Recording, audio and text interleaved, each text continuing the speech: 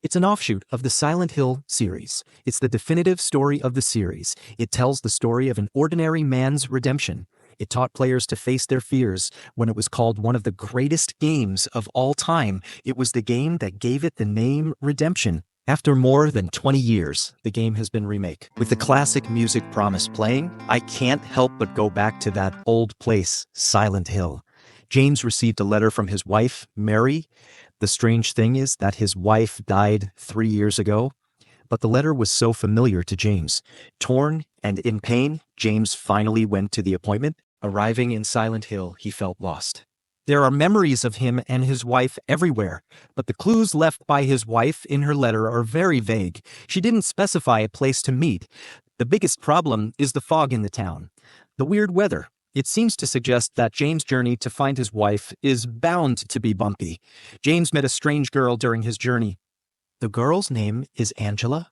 After seeing James, she looked very surprised. Angela told James, "This place is very strange. It's not a place for ordinary people." James didn't pay any attention to it because the purpose of his trip was to meet his wife. After saying goodbye to Angela, James continued on his way. A few moments later, he arrived in the small town of Silent Hill, and to his surprise, this place looks exactly the same as it did 3 years ago. It seemed like it hadn't changed since James and his wife left. The foggy streets were eerily quiet. The locals were nowhere to be seen. James could even hear his footsteps and heartbeat. Just as James was lost in his memories, a wriggling creature attracted him. James hesitated for a moment before deciding to take a look. After all, it seemed to him it was probably just a local. James followed him to a house and found a radio that could hear Mary's voice. While James was distracted, the local man suddenly appeared. But he wasn't a man at all. It was a monster wrapped in a leather sheath. The end of fear is anger. There's no way to avoid it. James takes the fight to the ground. He took care of the monster with a stick. After leaving the house, the old radio responded again. James heard his wife's voice again. Mary was saying something faintly, but because of the signal, James couldn't make it out. So he started looking around. The search was on. James found an old record. As the song played, James' memories began to stir. Rosewater Park, a park on a lake, was his and his wife's favorite place. They even spent the whole day in the park. James was convinced that Mary would be waiting for him there. As he tried to continue his journey, the fog in the street became more and more intense, and what's even worse, all roads to the park were blocked. Luckily, James found an apartment where he could cut through the shortcut. In the middle of an empty building, James had to make his way through the darkness. It's like a maze. But luckily, James found other people alive. They weren't much help to James. These people all came to Silent Hill for their own reasons, or they all had painful pasts. James had sympathy for them, but the most important thing right now was to find his wife. In the course of his quest, James met a little girl. The little girl not only kicked away the key James was looking for, she even stomped on him before she left. James was at a loss as to what to do with the suddenness of her cruelty. But before he could think about it, James found his lifelong enemy, the Pyramid Head, at the end of the hallway. Although the creature had no eyes, James had the feeling that it was staring at him. Pyramid Head was actually staring into his soul, and it seemed very powerful even when it didn't move from the bars. James felt a chill in his stomach from its oppressive aura. Under pressure, James thought to himself, "I hope that I won't meet this guy again." But what's meant to be is meant to be. The second encounter, James was shocked by Pyramid Head's brutality. Pyramid Head performed one of his most famous hand-to-hand thigh rips. As he watched this horrible monster come towards him, James pulled out his pistol. As fired indiscriminately, Pyramid Head was unharmed. Just when James thought his life was in danger, Pyramid Head turned around and left. This action, for some unknown reason, James got his life back by mistake. Although Pyramid Head left, the fear brought by that kind of thing directly affected James. A few moments later, James finally got out of the apartment. He didn't hesitate to head to Rosewater Park. On the way, James saw the girl again. He couldn't understand why a girl he'd never met before would be so hostile to him. James was about to ask a question. "But she said you didn't love Mary anyway." James was surprised. This child knew his late wife's name, but the girl didn't give James a chance to ask. She ran away without looking back. The girl seemed to be avoiding James. Things seemed to be getting weird. Is it possible that his wife is really not dead? James came to the park full of doubts just when he was confused. In the gazebo where he and his wife used to stay, there was a silhouette. The man stared at the other's back. He felt a sense of déjà vu the moment the woman turned around. James was so surprised that he couldn't speak. This is clearly his wife. James looked at the woman with disbelief. But this woman, called Maria, although very similar to Mary, but she was even more charming and attractive, Mary, even full of vigor. James felt a little frustrated, but Maria reminded him that, is this your only special place? And although the thought of giving up had just crossed his mind, but it didn't matter now. He was traveling with Maria. James was no longer alone, but now he was even more afraid. This woman, Maria, seemed to be very interested in him. Her words were even more provocative, though James reminded her many times that he was only thinking about his wife. But the more he said this, Maria wouldn't let up. Sometimes James wondered if this woman was Mary in disguise.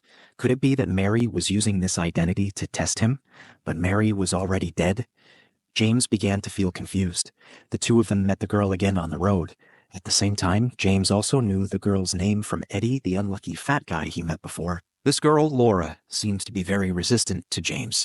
She ran recklessly to the hospital in the distance. James had a vague feeling that she knew where his wife was, so James and Maria went to the hospital to find Laura and find out what happened. But the seemingly peaceful search turned out to be a bumpy ride. When they arrived at the hospital, Maria felt sick. She was resting on an old bed. The scene in front of him reminds James of Mary again. Then he began to explore the hospital alone.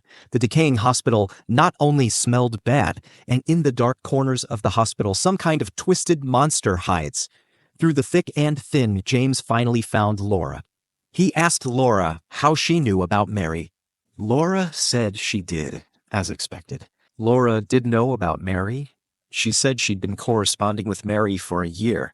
The outwardly calm James interrupted the girl with a subconscious growl. The words were like an invisible needle piercing some deep, taut nerve in James' brain. The girl was terrified. She tried to move away from James, but James grabbed Laura and told her not to go anywhere because it was too dangerous. Laura explained that she was going to get something very important. It's a letter from Mary. James followed Laura's lead and went looking for it, but he got caught up in Laura's mischief. A noise began to emanate from the closed room. James smelled something dangerous, and he doesn't care about the humiliation of being tricked by a child. He begged Laura to open the door. Laura was having none of it. She insisted on locking the door. James had no choice but to fight the monster alone. James won a close battle, but he was also attacked by the monster. When James woke up, he was pulled into the inner world. The entire hospital is a rotting inferno. The walls are surrounded by countless dangers.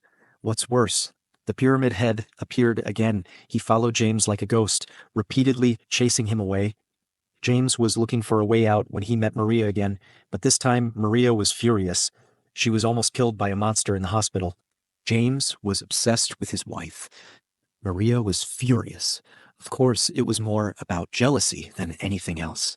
Maria said James didn't care if she lived or died. She wanted James to stay with him and not leave her alone, but James was not happy with the woman who was throwing herself at him. He was afraid. Because he didn't know what Maria was up to, he couldn't even tell if she was real. James felt he was getting in deeper and deeper. Just as they were about to leave the hospital, Pyramid Head reappeared, and the chase is on. James made it to the elevator at the end of the line first, but Maria didn't make it. James witnessed her death. The sight of Maria's disappearance lingered in his mind. Because she looked so much like Mary, James was plunged into the painful memory of seeing his wife die for the second time. It was raining heavily outside the hospital. A disoriented James found Laura. Inside, James reminded himself, finding his wife was the most important thing. So James tried to catch up with Laura to find out what happened. Laura was running very fast, and there were always monsters in her way, so it wasn't easy for James to catch up with Laura. Coincidentally, James met Angela again on the road. Compared to the way she looked in the cemetery, Angela seems to be in a worse condition. She's emotionally unstable. She was on the verge of a breakdown. James wanted to go with her, but Angela ran away first, guided by some mysterious clue. James arrived at an abandoned building called the Toluca Prison. It's also the most terrifying place in Silent Hill. This is where James found Angela, who had just run away. He wanted to ask her about it, and the next thing he knew, some kind of twisted monster came at him. After the battle was over, James tried to ask Angela how she was doing, but she wasn't buying the rescue. Angela made a sarcastic comment to James and let him in on a secret. Angela suggested that James might have found the person he was looking for, which James vehemently denied. Maybe it wasn't even Mary that he wanted. Instead of caring for his wife, he wanted to bury the past. And with that, Angela turned and left, leaving James standing there alone, mumbling. Increasingly confused, James felt more pressure than ever in this building, and he proved it. Just as James was trying to get out of the building, he saw a familiar face. It was Maria. He thought Maria had been killed by the monster. But Maria smiled and said she was fine. She had been gutted by the monster, but Maria didn't know what James was talking about. She asked James what happened to him when they got separated in the hospital corridor, and she teased James that he was still so forgetful, like when they were at the hotel. At the hotel, he forgot to take the videotape they made. James was shocked. How could Maria know what he and Mary had done? James wondered if she was Mary. Maria explained that I'm not your Mary, but if you want me to be Mary, then I am Mary. At this point, James just needed the truth. He was too surprised to speak. Maria, in a strange way, reached up and stroked James' cheek. She said she existed for James. The brief touch made James sink. He desperately wanted to know the identity of the person in front of him, but because of the bars between them, James had to make a detour. After a few moments, he finally reached the room, but what he saw when he pushed the door open was Maria's cold body. The old bed, a small room, and the corpse of a woman with a rotting face. James held her stiff hand. Painful thoughts came back to him. In a trance, James thought of something. None of us came here for no reason. Through the previous encounters, James concluded that all of them had been guided here in some way. The facts proved James' suspicions. Eddie was also in this prison, talking about how he'd been bullied, and he told how he killed his bullies. Not only that, Eddie got tired of James Cold lecturing him. He became violent and tried to kill James, but he ended up in a pool of blood. A few moments later, James left the prison. He rowed his boat through the fog to a hotel on the other side of the lake. It's where he and his wife stayed, and it's where his memories are most vivid. And even more so, it was here. His wife had told him she longed for this place. And once again, James' instincts were confirmed. He found Laura. James didn't blame the girl for playing a trick on him. Instead, he talked about his wife, Mary's whereabouts. Sure enough, Laura was here looking for Mary too, but neither of them had seen Mary. Laura gave James a letter between her and Mary. According to the letter, James figured out Laura's identity. She was Mary's pen pal, and the only person she confided in, based on the timing of the letter. Mary was still in contact with Laura after her death. Not only that, Mary told Laura about Silent Hill. She even invited her here. Then James went to room 312, where he used to live with his wife. Everything here is the same as 3 years ago. Familiar layout, familiar weather. He recalled everything from the beginning. It's as if what happened between his wife and him happened yesterday. James played a videotape he found in the hotel. It shows a conversation he had with his wife back in the day. Mary expressed her love for Silent Hill and hoped that James would come back to this place with her again. As the tape plays, the content changed drastically. James saw a scene he didn't want to see. Mary was lying in a hospital bed in a deep sleep. And then James appeared on the screen holding a pillow. He took advantage of his wife's sleep to end Mary's life. James was completely devastated by this scene. He saw what he didn't want to see, the truth. All these days, he'd been running away from his own crimes. Everything that happened to him in Silent Hill seemed to reveal his guilt. And that's when Laura found her way here. She eagerly asked James if he'd seen Mary, but the only person in the room was James, who was silent. He decided to stop hiding and told Laura the truth about Mary's death, but Laura thought James was just lying. When she asked about the cause of Mary's death, James' face became very ugly. James now looked like a child who had made a mistake in front of 9-year-old Laura. Recognizing the truth, James told the truth about killing his wife. None of them would ever see Mary again because he had killed her. Laura was furious. She wanted James to give Mary back. The girl accused James of being heartless. After Laura left, James heard his wife's call again on the radio. James suddenly realized that the appearance of his surroundings had changed. And what caused it was the arrival of Angela. After she arrived at the hotel, the look of the place changed. It's more like what Angela sees in Silent Hill. Everyone sees something different in Silent Hill. James sees gloom and past sins. Eddie sees anger and cynicism. Angela sees a fire like an endless desire. Her past is tragic. She was sexually abused for years, and not only did she not get help or understanding from her mother, instead her mother took the blame. Eventually, she couldn't take it anymore and killed her stepfather. Then Angela traveled alone to Silent Hill. In Purgatory, the two of them had one last conversation. James stopped trying to talk to Angela because he knew everyone who comes to Silent Hill has a bad past. James watched Angela walk into the fire and then turned away in silence. Soon James had his own trial. He saw Maria again, but now hanging upside down. She was being publicly executed. Two old friends with lances pierced Maria in a matter of moments. Seeing this scene again, James broke down again. In just one day, he had already witnessed Maria's death 3 times. Although he knew she wasn't Mary, but the pain he felt in his heart destroyed him over and over again. James realized that there was no way out, so he found the courage to face his past head-on. After a hard battle, James finally met Mary on the rooftop, but the careful James soon realized the person in front of him was not his wife, but Maria, who was wearing Mary's clothes. After all this, James had had enough of her boring tricks. No matter how much Maria expressed her love, he rejected it. Angry, Maria went dark. She became the final boss. Maria, bound by the iron frame, is surrounded by butterflies.